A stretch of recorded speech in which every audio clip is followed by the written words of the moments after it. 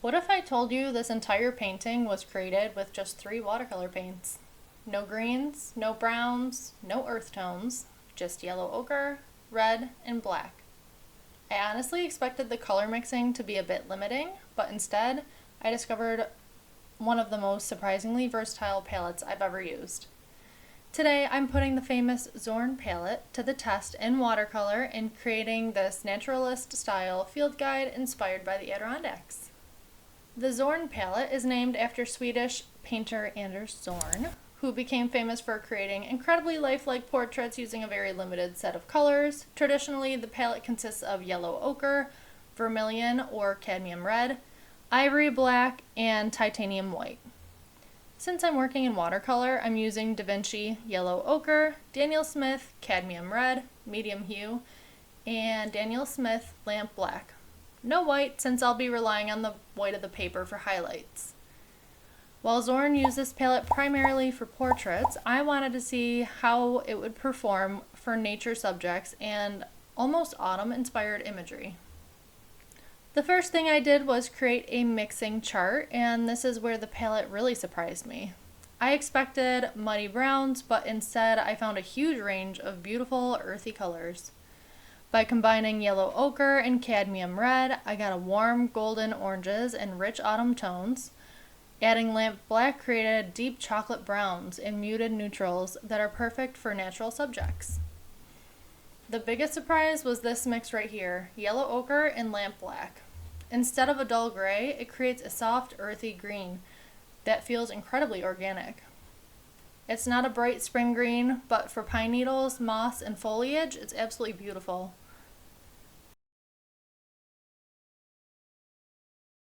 This exercise reminded me that limited palettes often create more harmony than using dozens of colors because every mixture shares the same ingredients.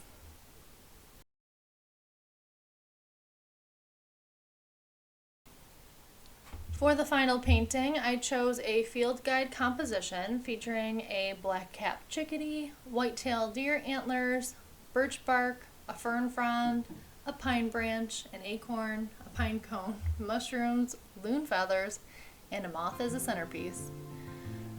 I wanted the piece to feel like a page from a naturalist's journal, something collected and observed over time. The Zorn palette was perfect for this because the muted, earthy colors give the painting a cohesive vintage feel.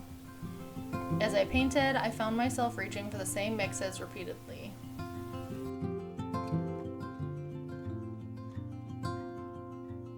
The antlers and pine cone used those rich chocolatey browns. The pine needles used the yellow ochre and black green. And the moth became a beautiful combination of warm reds and deep neutrals.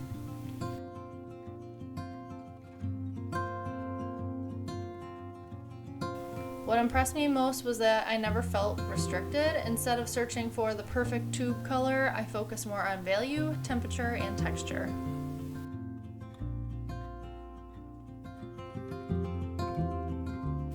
This experiment completely changed my perspective on limited palettes. 3 colors that seem like they shouldn't work together can produce an incredible range of natural, harmonious mixtures.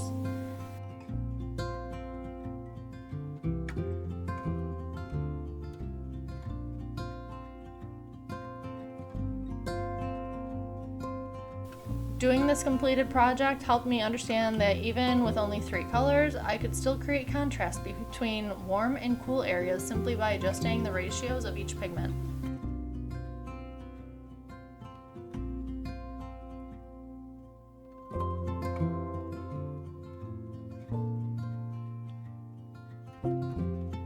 I can absolutely see why so many artists are drawn to the Zorn palette. It simplifies decision making, creates built-in color harmony, and encourages you to think more deeply about values and relationships between colors.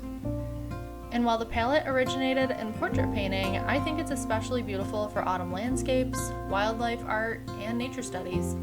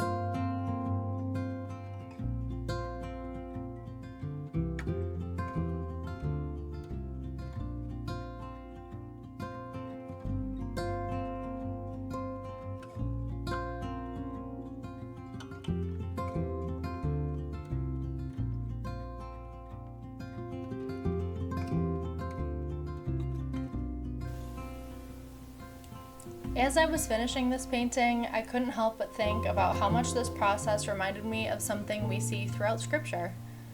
When I first looked at this palette, I honestly thought, there's no way 3 colors are going to be enough. No greens, no browns, no convenience colors, just yellow ochre, red, and black. And yet somehow, from these 3 simple pigments came all these beautiful mixtures. Warm golds, rich browns, soft neutrals, and even earthy greens that I was not expecting at all. It reminded me of how often God works throughout the Bible. A few loaves and fish feed thousands. A tiny mustard seed grows into something much larger than anyone would expect. A shepherd boy defeats a giant. Over and over again, God takes what seems insufficient in human hands and multiplies it into something far greater. And honestly, I think that's a lesson I needed right now. Sometimes we look at what we have, our resources, our time, our talents, our opportunities, and think it's not enough. But God has never been limited by what seems small to us. This little palette became a reminder that sometimes the beauty isn't found in having more. Sometimes it's found in fully using what you've already been given. The Zorn palette has definitely earned a place in my sketchbook, and I can see myself coming back to it again and again, both for the beautiful color harmony it creates and for the lesson it quietly taught me along the way.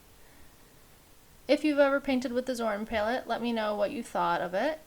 And if you haven't tried it yet, I highly encourage you to give it a shot. You might be surprised by just how much can come from so little. Well, that's it from me today. Thank you for joining me. If you haven't already, please hit that subscribe button. I'd love to have you.